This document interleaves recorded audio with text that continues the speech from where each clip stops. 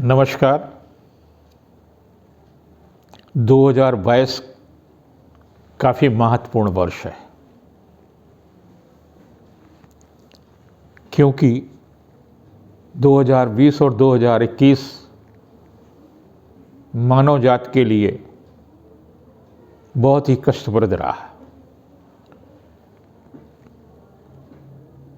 आर्थिक रूप से भी न जाने कितने लोगों के परिवार के साथ में बीमारियों ने अन्याय किया। एक ऐसी गंभीर बीमारी पूरी दुनिया को हिलाकर रख दिया। 2022 में कई चुनाव ऐसे होंगे 5 राज्यों के, जो भविष्य की राजनीति को तय करेंगे। सबसे बड़ी बात यह है, राजनीति का कारक राहु भी परिवर्तित होगा, शनि भी परिवर्तित होगा, लोकतंत्र का कारक, और सत्ता का कारक बृहस्पति भी परिवर्तित होगा।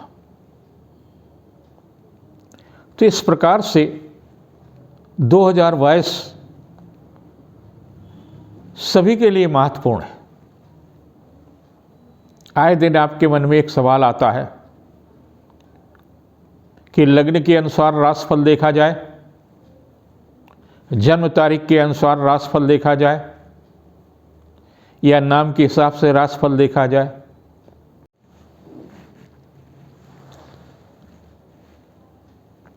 आपको लग्न से राशिफल नहीं देखनी है। लग्न ज्योतिष का आधार है। जिस प्रकार से शरीर, आत्मा और मन के अलग अलग कार्य हैं, इसी प्रकार से जो दैनिक कार्य, जीवन में रोजाना घटने वाली तमाम सारी घटनाएं हैं, वो राशि से देखी जाती है। राशि का आधार नक्षत्र है।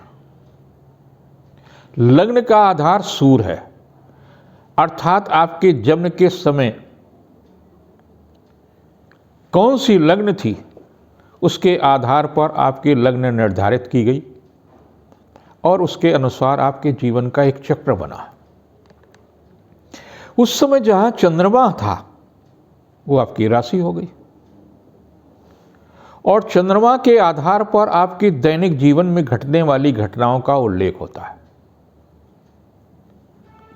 चंद्रमा 30 घंटे में एक राशि से दूसरी राशि में परिवर्तित होता है। वह चंद्रमा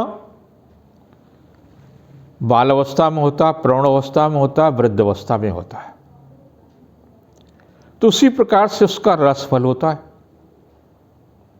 जैसे जैसे चंद्रमा के अंश बढ़ते जाते हैं, वैसे वैसे आपकी सोच में और घटना में भी परिवर्तित होता है। अगर 10 अंश के चंद्रमा में दुर्घटना है तो आपको चोट ज़्यादा लगेगी। 18 अंश के चंद्रमा में आपकी घटना होगी तो वाहन दुर्घटना या किसी प्रकार की ऐसी होगी जो गंभीर होगी। और अगर 28 अंश के या 29 अंश के चंद्रमा में दुर्घटना होगी तो आप बाथरूम में भी स्लिप कर सकते हैं, घर में मोच भी आ सकती है। तो ये स्थितियाँ और इन कारणों पर ध्यान रखते हुए मैं पिछले 50 वर्ष से राशिफल विभिन्न समाचार पत्रों और पत्रिकाओं में लिखता हूँ, जो बहुत ही लोकप्रिय है, और उसके साथ लोग अपने दिन का प्रारंभ करते हैं। आपको अपने चंद्रमा की राशि है, उसके अनुसार ही राशिफल देखें। जिन पत्रिकाओं में डेट ऑफ बर्थ के हिसाब से दिया जाता है, वहाँ उनके हिसाब से देखें। अब हम चर्चा कर रहे हैं कर्क राशि पर। कर्क राशि जिनकी है, उनके लिए मंगल का प्रभाव विशेष रूप से महत्व रखता है। क्यों महत्वपूर्ण रखता है? बुद्धि का कारक है और कर्म का कारक है। आप कर्म से या तो उपलब्धियां प्राप्त कर सकते हैं या बुद्धि कौशल से उपलब्धियां प्राप्त कर सकते हैं, या उसकी गलतियों से आपको नुकसान हो सकता है। आप ऐसा कोई कर्म न करें जिससे आपकी प्रतिष्ठा खराब हो। ऐसे बुद्धि का दुरुपयोग न करें जा करके जिससे मारपीट या अन्य प्रकार के आपके रिश्ते खराब हों। इस कारण से मंगल का प्रभाव पंचमेश और दशमेश मंगल होता है। तो कर्क में मंगल विशेष रूप से प्रभावशाली होता है। वहीं शुक्र आपको समस्याएं उत्पन्न करता है। यद्यप आप देखिए शुक्र की जो स्थिति होती है बाधा कारक जरूर है, यानी 11वें भाव का भी स्वामी है और सुखेश भी है, और एक दूसरे से खड़ाष्टक योग बना रहा है। तो ये खड़ाष्टक योग जो है कहीं न कहीं एक दूसरे को काटता। इस कारण से मंगल का भी खड़ाष्टक हो है, 1-8 का मामला है, और शुक्र का भी खड़ाष्टक योग है। तो शुक्र जो है अकारक आपको ऋणात्मक प्रभाव देगा, और खड़ाष्टक योग शुक्र से 8वें है, अपने तुला से या वृष से 8वें भाव में है तो लाभ देगा। यहीं पर यही स्थिति है कि मंगल अगर मेष या वृश्चिक में है तो विशेष रूप से फलदायी होगा, लेकिन अगर 8वें है तो नुकसानदायी है, छठे हैं तो नुकसानदायी है, चौथे है तो नुकसानदायी होगा। ये स्थिति आपके वर्ष में रहेगी। मंगल लगभग 45 दिन में एक राशि से दूसरे राशि में प्रवेश करता है। जैसे 16 जनवरी को मंगल धनु राशि में आएगा, और जब धनु राशि में आएगा तो आपके राशि से छठे हो जाएगा, और छठे मंगल आपके लिए काफ़ी कष्टदायी होगा, जो 26 फरवरी तक आपको सचेत रहने की आवश्यकता है। स्वास्थ्य खराब हो सकता है, वाहन दुर्घटना हो सकती है, झगड़ा विवाद हो सकता है, किसी मूल्यवान वस्तु की चोरी या खोने की आशंका है, साथ ही साथ किसी रिश्तेदार या परिजन के कारण से भी कष्ट मिल सकता है। 26 फरवरी को मंगल जाएगा मकर में, और जब मकर में जब मंगल जाएगा, जहाँ पर 7 अप्रैल तक रहेगा, तो 7 अप्रैल तक का जो पीरियड है ये आपके लिए व्यावसायिक दृष्टि से काफ़ी महत्वपूर्ण है। निजी कार्यों के लिए भी लाभदायी है, मैत्री संबंधों के लिए भी लाभदायी है। यदि आप विवाह की दलीज पर खड़े हैं तो उस दिशा में भी आपको सफलता मिलेगी, रिश्तों में मजबूती आएगी, दाम्पत्य जीवन सुख में भी होगा, संतान के दायित्व की भी पूर्ति होगी। और 7 अप्रैल के बाद में जो मंगल की स्थिति है 17 मई तक, तो 17 मई तक का जो मंगल है वो काफ़ी कष्टदायी स्थिति से आपको गुजरेगा। उसमें आपको सचेत रहने की आवश्यकता है, यानी कुछ भी ऐसा न करें जिसके कारण से आपको कष्ट मिले। वाहन दुर्घटना, अग्नि दुर्घटना, इनके प्रति सचेत रहने की आवश्यकता है। और जैसे ही मीन में मंगल आएगा, मीन में मंगल आ जाएगा 17 मई को और रहेगा 27 जून तक। इस कालखंड में आपको चल या अचल संपत्ति के मामले में लाभ मिलेगा, पिता से सहयोग भी मिलेगा, रिश्तों में मजबूती आएगी, पारिवारिक जीवन भी सुख में होगा, व्यवसायिक प्रतिष्ठा बढ़ेगी, आर्थिक पक्ष मजबूत होगा। 10 अगस्त तक का जो समय है वो काफ़ी महत्वपूर्ण समय होगा, यानी संबंधित अधिकारी या घर के मुखिया का सहयोग आपके लिए विशेष रूप से महत्वपूर्ण होगा। 10 अगस्त से आपका जो मंगल की स्थिति चलेगी वो 16 अक्टूबर तक चलेगी। 16 अक्टूबर को मंगल मिथुन में आएगा।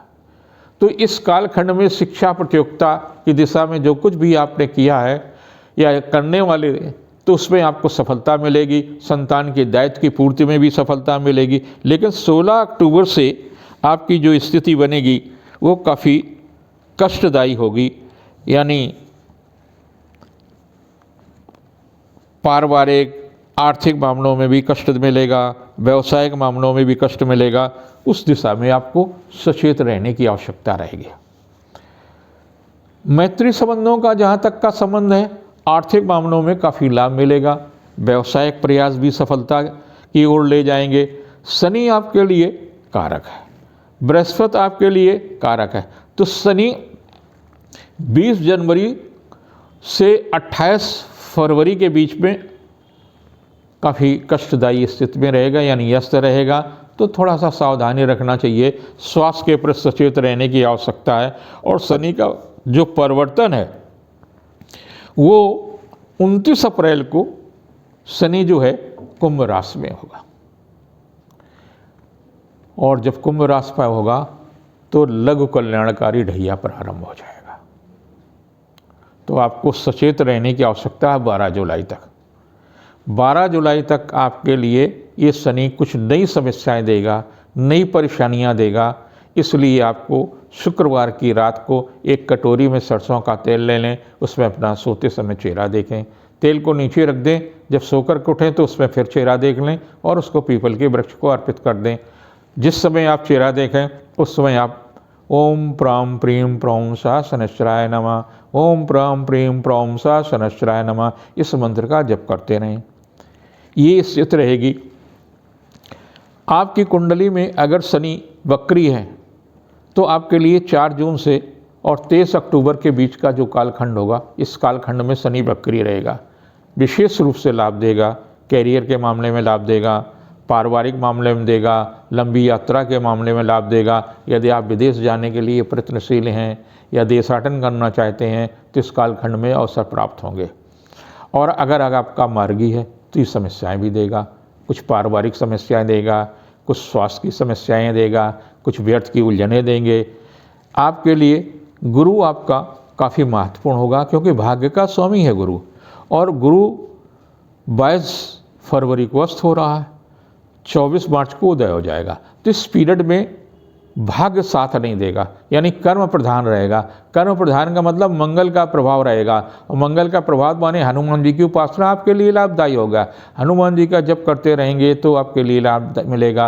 अथवा मंगल का जप जो है, ह्रीम धरणी गर्भ संभूतम विद्युत कांत संप्रमम कुमारम शक्त्यस्तम तम मंगलम प्रणमाभ्यम, इस मंत्र का जप करेंगे तो आपके लिए विशेष रूप से लाभदायी हो जाएगा। 13 अप्रैल को बृहस्पति मीन में आ जाएगा।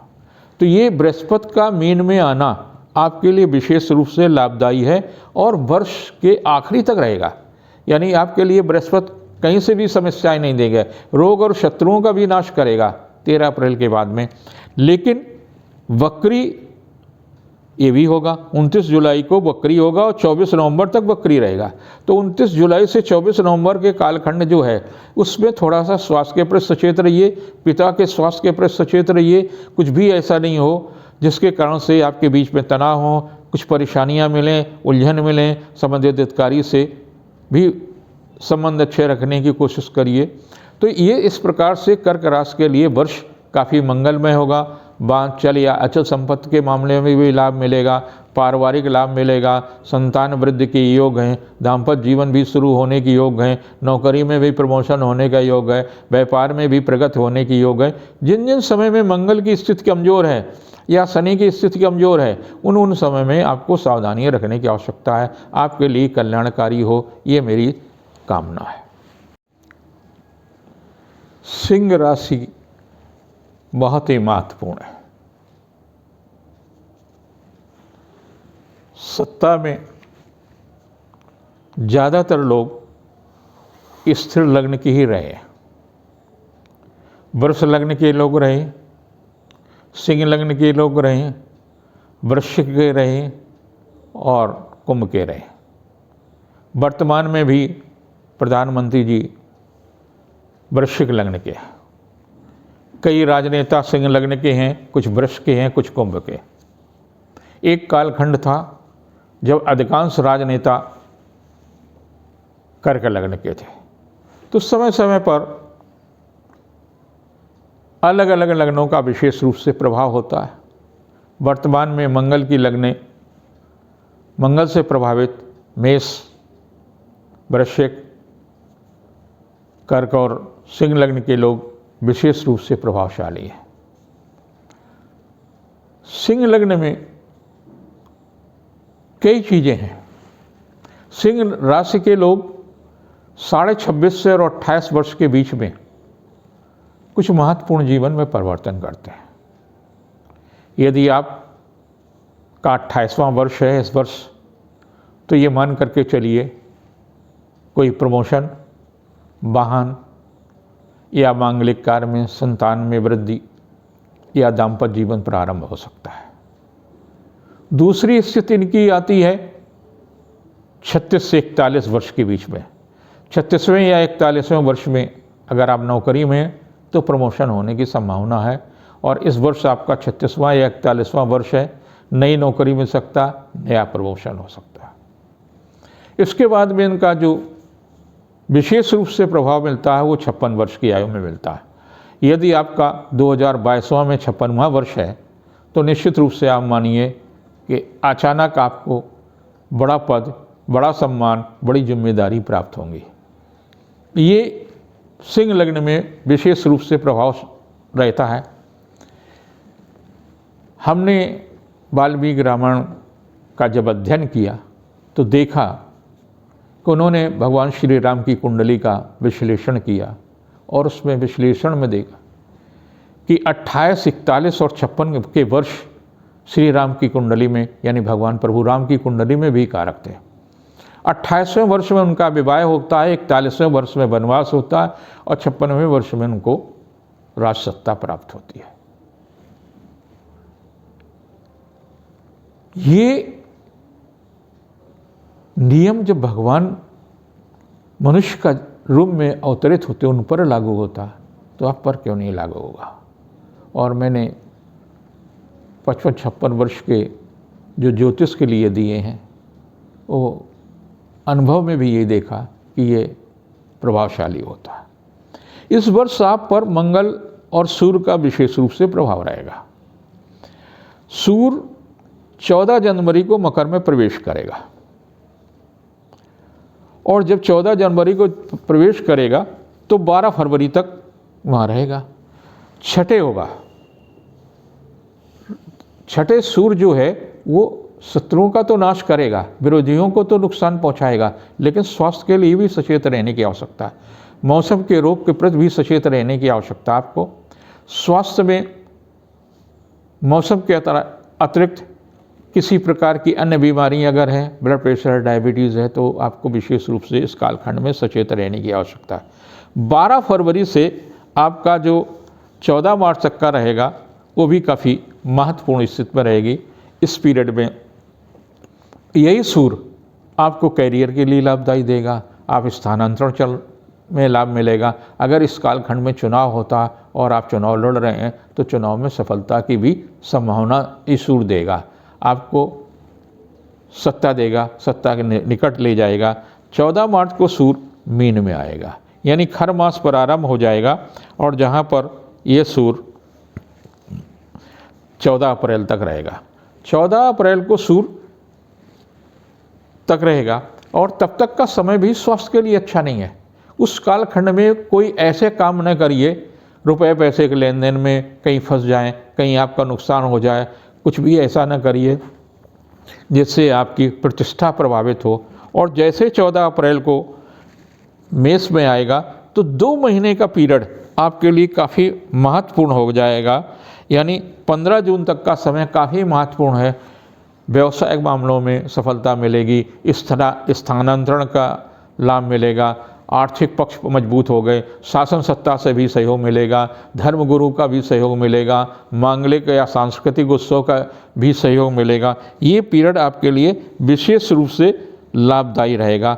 16 जुलाई से आपके लिए थोड़ा सा कष्टदायी स्थिति बन रही है क्योंकि कर्क का सूर्य आपके लिए कहीं से भी अच्छा नहीं होता है और ये रहेगा 17 अगस्त तक।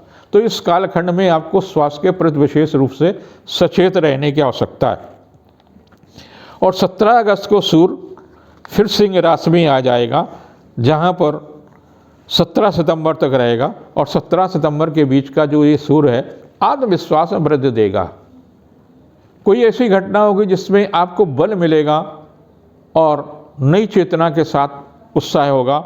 और उसके बाद में जैसे ही कन्या में आएगा, ये कन्या का सूर्य कुछ नया कार्य कराने के लिए आपको वो करेगा और 17 सितंबर तक ये कन्या का जो आपको लाभ देगा। उसके बाद में जब तुला में आएगा, आपका जो किया गया पुरुषार्थ आर्थिक, सांस्कृतिक, पारिवारिक सुख समृद्धि में वृद्धि करेगा। उसके बाद में 16 नवंबर को वृश्चिक में आएगा और वृश्चिक का सूर्य पारिवारिक कार्यों में व्यस्तता रखेगा, लेकिन स्वास्थ्य के प्रति सचेत रहने की तब भी आवश्यकता है जो कि आपके लिए 16 दिसंबर तक का रहेगा। और 16 दिसंबर के बाद में संतान के दायित्व की पूर्ति, आर्थिक मामलों में सफलता, इस प्रकार का ये स्थिति बनी रहेगी।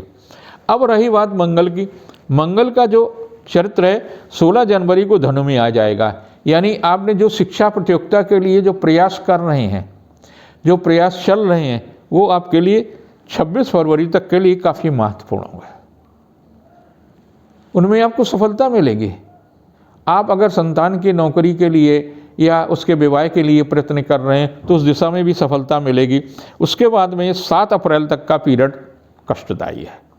उस पीरियड में आपको कुछ पारिवारिक कष्ट भी मिल सकते हैं, कुछ आर्थिक संकट भी आ सकते हैं, कुछ कहीं आपका पैसा फंस सकता है। स्वास्थ्य के प्रति भी सचेत रहने की आवश्यकता है आपको। और तत्पश्चात आपका 17 मई तक जो मंगल रहेगा वो सुखदायी है। स्थानांतरण, विभागीय परिवर्तन, इन मामलों में भी सफलता देगा।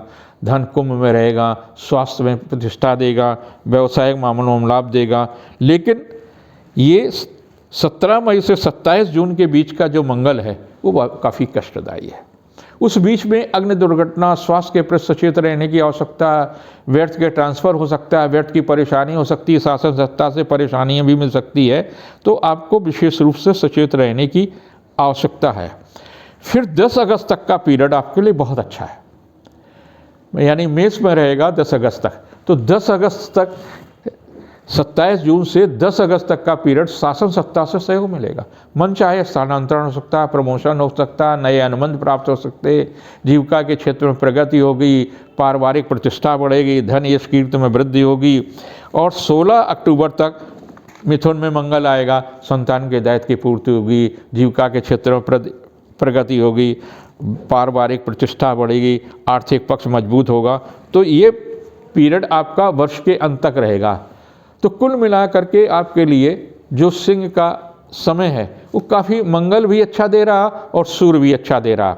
अब रही बात ये कि आपके लिए शनि का क्या प्रभाव देगा। शनि जो है अस्त हो जाएगा 20 जनवरी को और जहां उदय होगा 28 फरवरी को।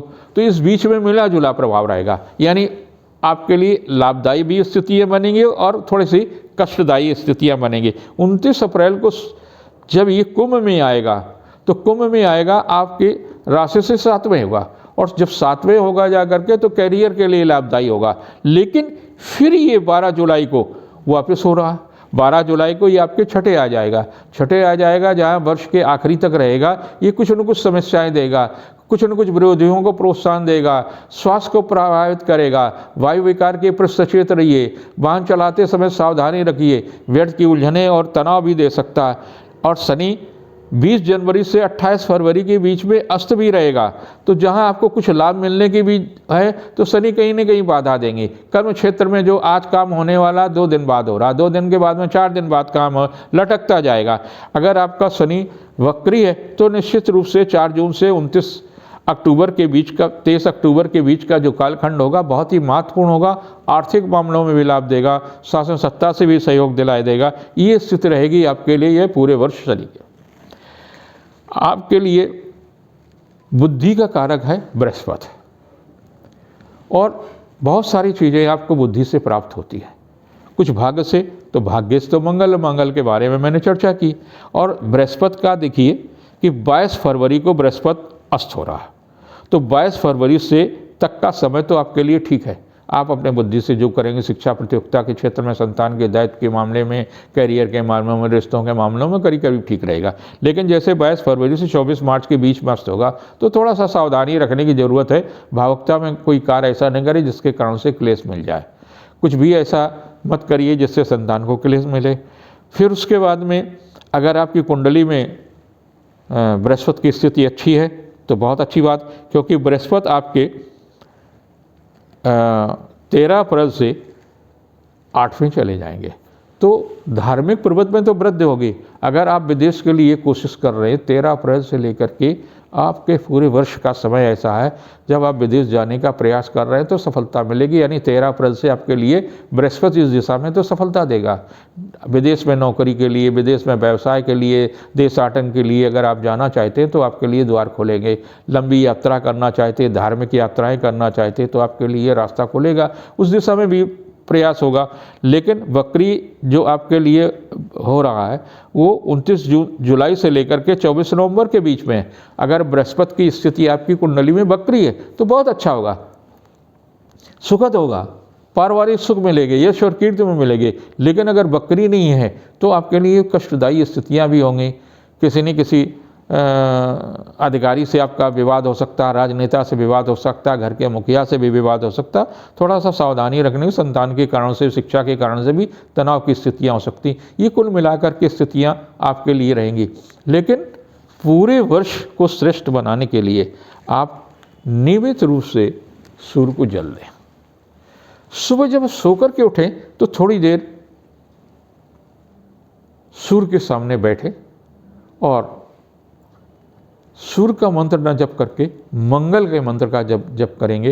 ह्रीं धरणी गर्भ संभूतम विद्युत कांति संप्रभम कुमारम शक्ति हस्तम तम मंगलम प्रणमाम। और ऐसे ऐसे हाथ करके और ऐसे ऐसे करते रहिए, ऐसे ऐसे करिए, तो आपके अंदर नई चेतना, नई ऊर्जा, नई शक्ति आपको प्राप्त होगी। आपके लिए मंगल कारक हो, सूर्य कारक हो, सभी ग्रहों का प्रभाव हो, राजनैतिक लाभ मिले, आपके लिए उत्तम वर्ष जाए।